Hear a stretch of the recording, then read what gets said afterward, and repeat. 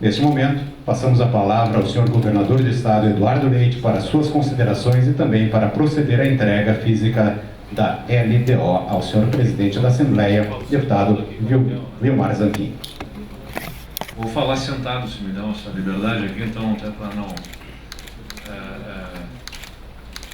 gerar problemas aqui com todos. Obrigado, presidente Zanquim.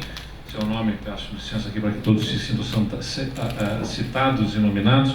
O cerimonial já nos intimou aqui a dispensar a menção de todos os nomes do protocolo. Nós estamos vindo até esta Casa Legislativa, que representa a população do Rio Grande, que representa os desejos, os sonhos do nosso povo gaúcho, para dar início a este processo de planejamento orçamentário do Estado do Rio Grande do Sul. O que nós trazemos até esta casa, neste dia, é o projeto de lei das diretrizes orçamentárias, que no primeiro ano do governo vem antes mesmo do plano plurianual, que logo em seguida virá esta casa, e depois a lei orçamentária anual, cumprindo o que a legislação nos estabelece. Nós entendemos que é bem mais do que simplesmente cumprimento de uma formalidade, a apresentação de um projeto de lei que discipline as diretrizes para o orçamento, assim como as demais leis que virão, a do plano plurianual e a da lei orçamentária. Ela reflete justamente o que o Estado prioriza, como que ele vai organizar o aporte dos recursos que vêm da própria população e que se dirigem de volta à população na forma de investimentos, na forma de sustentação de serviços. E acho que é importante mencionar, presidente, que o fazemos no ambiente da mais elevada relação republicana entre os poderes e os órgãos que têm autonomia financeira e orçamentária do Estado. Tanto é que estamos aqui, os representantes de cada um dos poderes e das instituições, não porque tenhamos absoluta convergência em tudo, mas porque construímos consensos mínimos necessários em torno do nosso Estado, sabedores que o povo gaúcho olha para nós sem discernir os poderes, simplesmente as suas funções e atribuições. Nós temos essa obrigação de entender as responsabilidades que temos em cada uma das nossas instâncias, mas o povo gaúcho olha para o Estado, constituído através dos seus poderes, com a expectativa dos líderes que ocupam as funções de devolver a essa sociedade as condições para a prosperidade, para a paz, para viverem nesse Estado com alegria e com confiança no futuro. Então, acertarmos os nossos ponteiros aí em relação ao orçamento do Estado é muito importante. Então, o que vem para a Assembleia tem este entendimento entre os poderes, mas naturalmente sofrerá o debate, a discussão do povo gaúcho através dos seus representantes eleitos com toda a legitimidade para fazer o que são os deputados estaduais. As metas como resultado primário e o resultado orçamentário para 2024, diretrizes para a execução orçamentária, política, despesa do pessoal, enfim, que a legislação nos estabelece. Mais uma vez insistindo, não é apenas um cumprimento de uma formalidade, mas é claro, é uma formalidade exigida pela lei, porque faz sentido justamente que o Estado tenha esta organização. Por favor, pode passar. A próxima lâmina. Lâmina acusa a minha idade, não é verdade? Eu já não sou tão jovem como as pessoas dizem. O retroprojetor aqui. Como eu disse, o plano plurianual ele disciplina as orientações para os investimentos dos próximos anos, mas no primeiro ano do governo ainda vem a lei de diretrizes orçamentárias antes do plano plurianual. Ele virá até o dia 1º de agosto para a Assembleia Legislativa. Mas a lei estabelece que até o dia 15 de maio, hoje, chegue a lei de diretrizes orçamentárias, depois seguirão até o dia 15 de setembro de cada ano a lei orçamentária. Falando isso aqui para que a imprensa possa também acompanhar e divulgar isso à população. Por favor, pode passar. Algumas questões são importantes trazer, O Estado, infelizmente, por decisões alheias à nossa vontade, voltou a experimentar um momento especialmente difícil nas contas, as decisões tomadas no âmbito nacional nos tiraram mais de 3 bilhões de reais no ano passado, e neste primeiro quadrimestre do ano, nós ainda sofremos com essa perda de arrecadação. Quando comparamos a arrecadação do primeiro quadrimestre deste ano com o primeiro quadrimestre do ano passado, são 13,8% de ICMS a menos neste primeiro quadrimestre de 2023.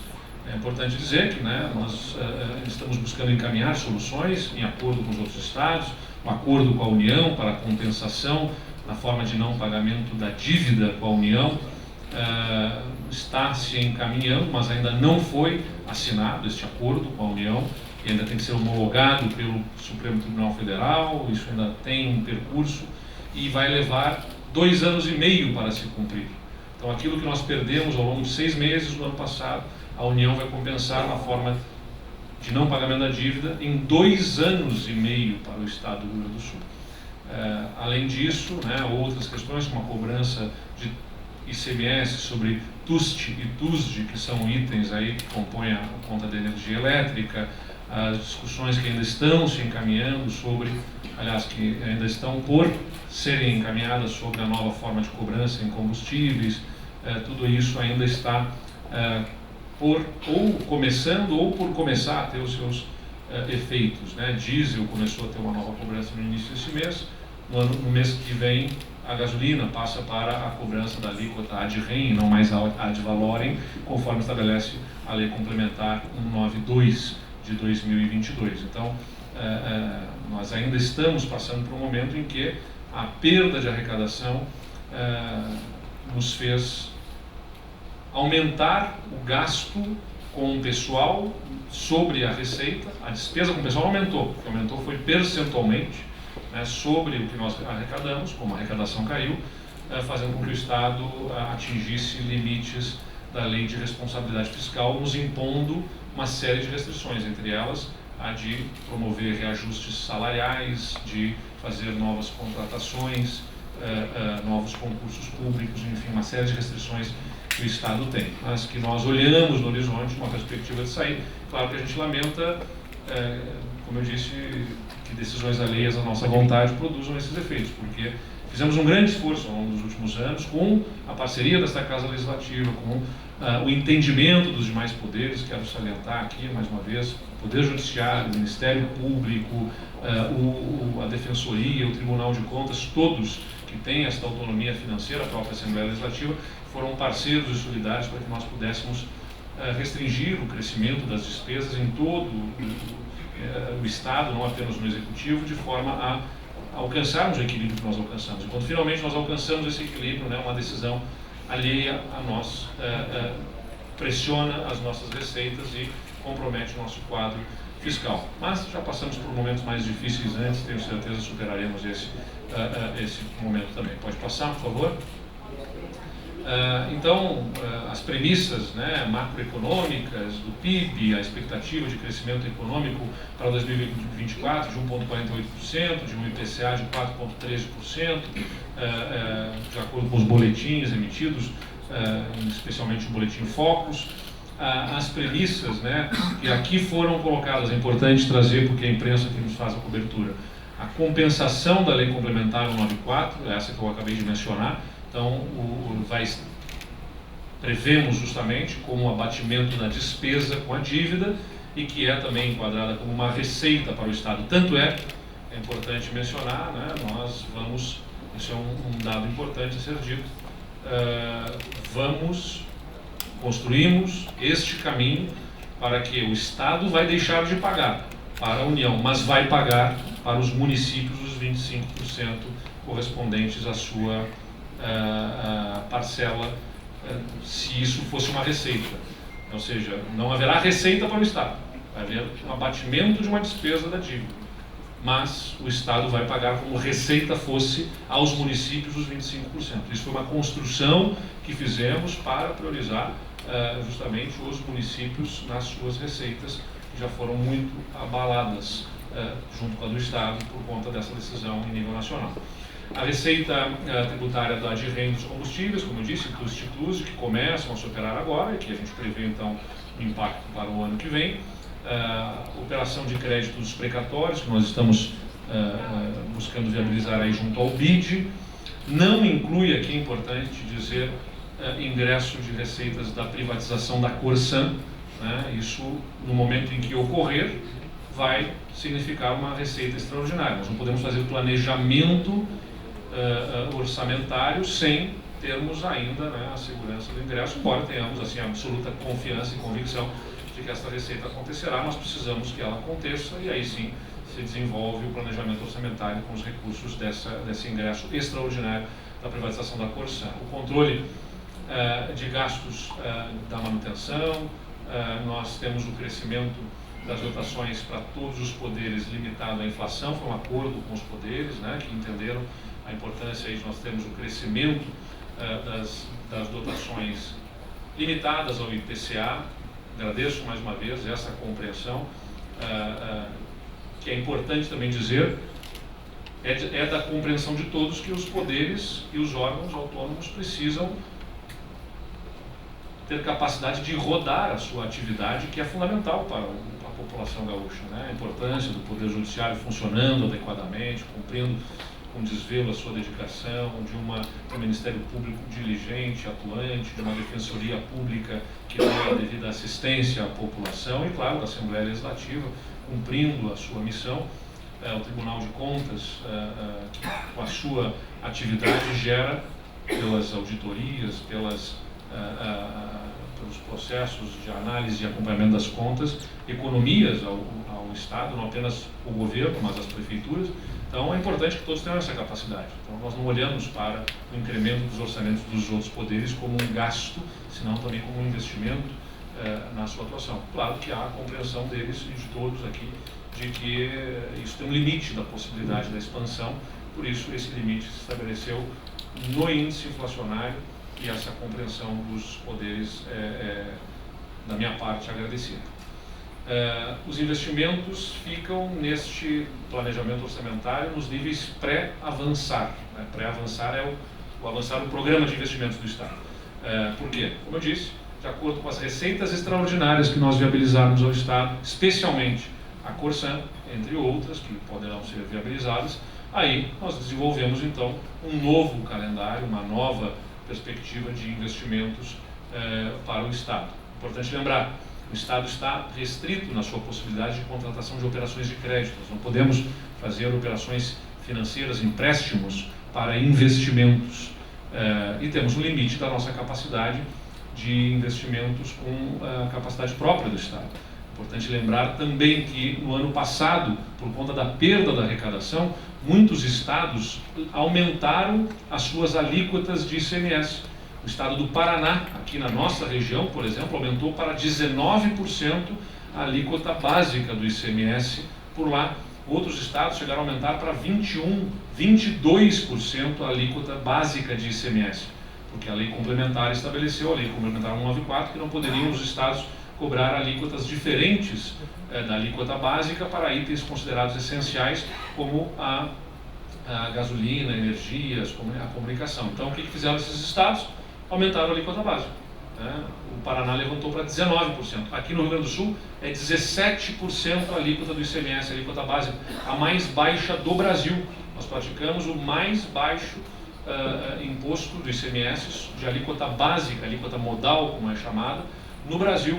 E temos esse compromisso para a competitividade da nossa economia do Estado do Rio Grande do Sul. Mas é claro que isso nos gera também limitações de possibilidades de investimentos. Então, os novos investimentos, num novo ciclo, de um novo avançar, virão na medida em que o Estado tiver resolvida aí a privatização da companhia de saneamento. Por enquanto, o nosso comando é justamente garantir a conclusão de todo o ciclo do avançar já lançado e as obras que estão em andamento. E um novo ciclo, né, depende dessas novas receitas ao Estado, uma vez que a gente tem limitação de capacidade de empréstimos. Pode passar, por favor? Então, aqui estou distribuindo entre o realizado em 2022 e a projeção para 2024. Estou pulando 2023 porque é um ano em curso ainda. Então, quanto que fechou no ano passado, quanto que se projeta para o ano que vem. O que se projeta para o ano que vem é um resultado primário para o Estado de um superávit de 1.480 bilhões. Então, cumpridas todas essas premissas que eu falei aqui a vocês, nós esperamos para o ano que vem uma receita na ordem de 56 bilhões e 300 milhões, para uma despesa da ordem ali de 54,8 bilhões de reais, gerando aí para o Estado um superávit primário de 1,4, quase 1,5 bilhão de reais. É importante dizer que, embora seja, né, de ser saudado por esse Estado que durante tantos anos vivenciou déficit nas suas contas, não é o resultado que originalmente esperávamos através do regime de recuperação fiscal. Por quê? Porque tivemos as nossas receitas abaladas por conta das decisões nacionais.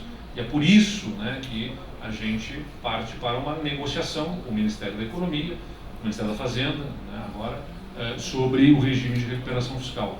Não porque o regime que tenhamos assinado não fosse algo positivo, mas porque os resultados do que nós assinamos ficaram absolutamente comprometidos por conta da própria decisão no nível nacional de retirar receitas dos estados. Então isso abre a necessidade de uma repactuação do regime de recuperação fiscal. Pode passar, são mais uma ou duas lâminas aqui. Então a meta de resultado primário de um superávit de 1,4 bi e o resultado orçamentário de um superávit de 394 milhões de reais. Então, mesmo com aquela das receitas, o Estado vem mantendo o seu equilíbrio, né, com o compromisso de todos. E, mais uma vez, insisto, agradeço a toda a nossa equipe, né, resultados orçamentários e resultado fiscal positivo não é obrigação apenas da Secretaria da Fazenda, é de todo o governo, sempre insisto isso com a nossa equipe, todo o governo comprometido em equilíbrio das contas e também na parceria com os demais poderes que tem aqui nosso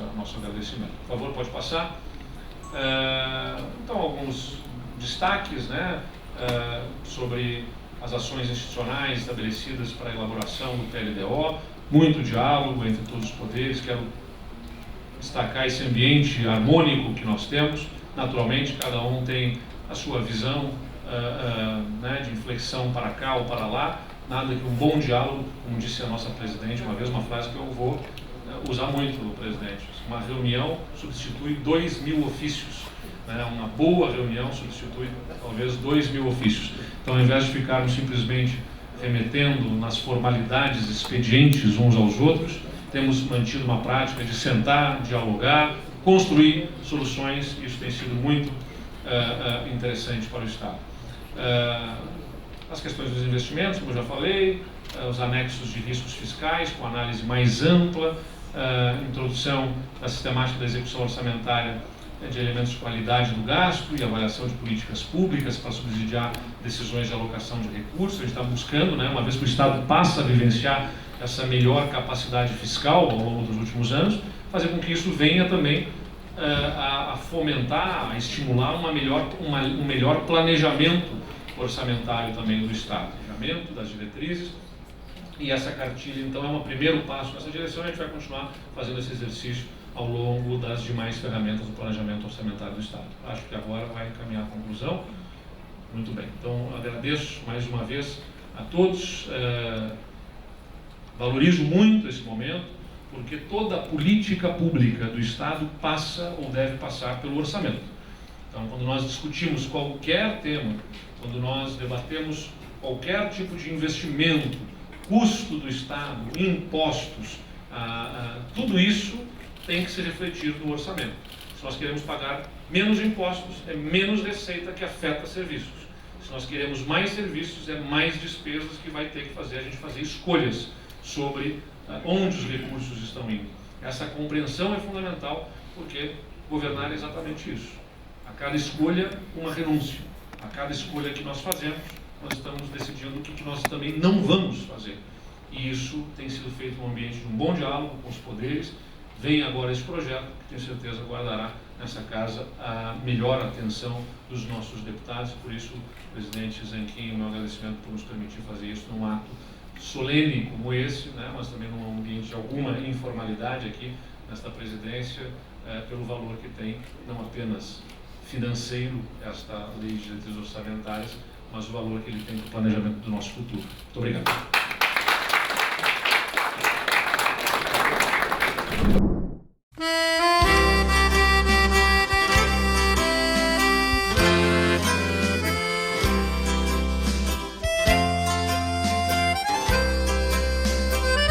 A entrega do projeto de lei de diretrizes orçamentárias, é importante dizer, não é uma mera formalidade, né? É exigência legal, porque faz sentido que o poder público se organize nos seus investimentos, na despesa pública, para estar equilibrado.